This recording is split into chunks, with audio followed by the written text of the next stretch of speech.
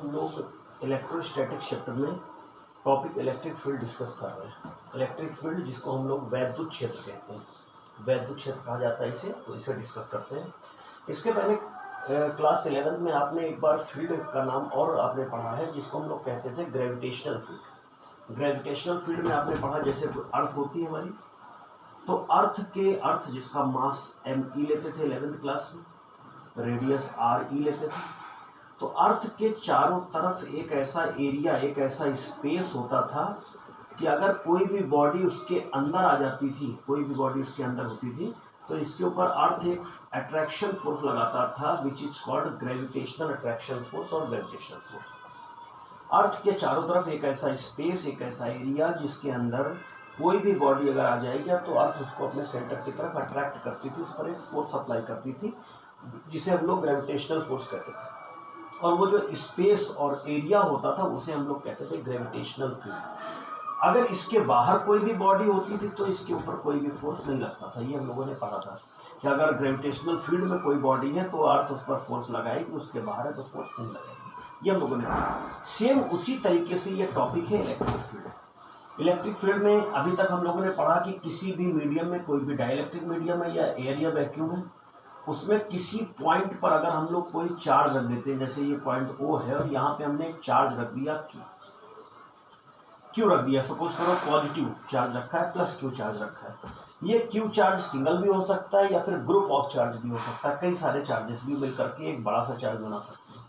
तो जैसे ही हम लोग ये चार्ज रखेंगे तो इसके चारों तरफ भी एक ऐसा स्पेस, एक ऐसा एरिया बन जाता है जिसके अंदर अगर कोई हम लोग दूसरा चार्ज लेकर के आते हैं तो उसके ऊपर इलेक्ट्रोस्टैटिक अट्रैक्शन या रिपल्सन फोर्स लगता है। जैसे कोई एक चार्ज हम लोग लेकर के आए यहाँ किसी पॉइंट P पर, सपोज करो ये चार्ज Q0, तो अगर ये चार्ज लेकर के आएंगे तो इसके ऊपर इलेक्ट्रोस्टैटिक फोर्स लगेगा which is given by F।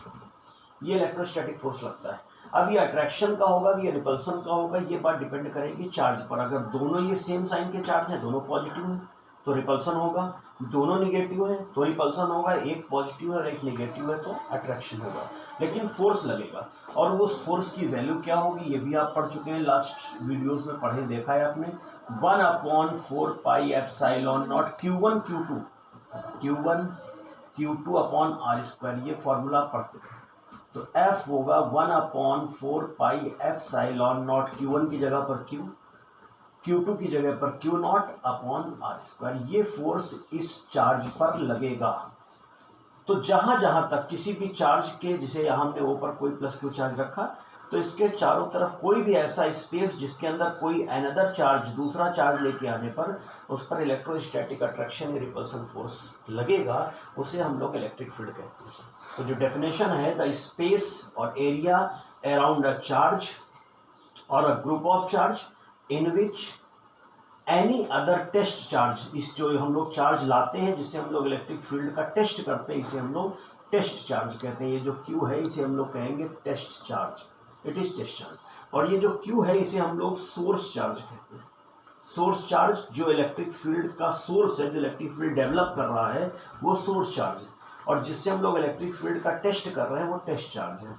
तो द एरिया या space around a charge in which there is an attraction or repulsion electrostatic force is applied on test charge when it is bring in this field is called electric field।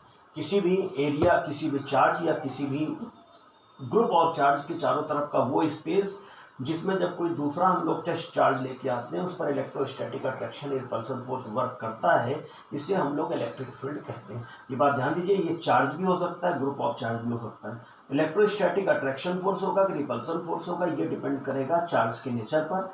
Like charges है तो repulsion और unlike charges है तो attraction, लेकिन force लगेगा। जहां जहां तक रखने पर फोर्स लगता है वहां तक इलेक्ट्रिक फील्ड होता है। अगर इस फील्ड के बाहर हम लोग कोई भी चार्ज रख देंगे तब इसके ऊपर कोई भी फोर्स नहीं लगेगा। तो ये इलेक्ट्रिक फील्ड है की डेफिनेशन।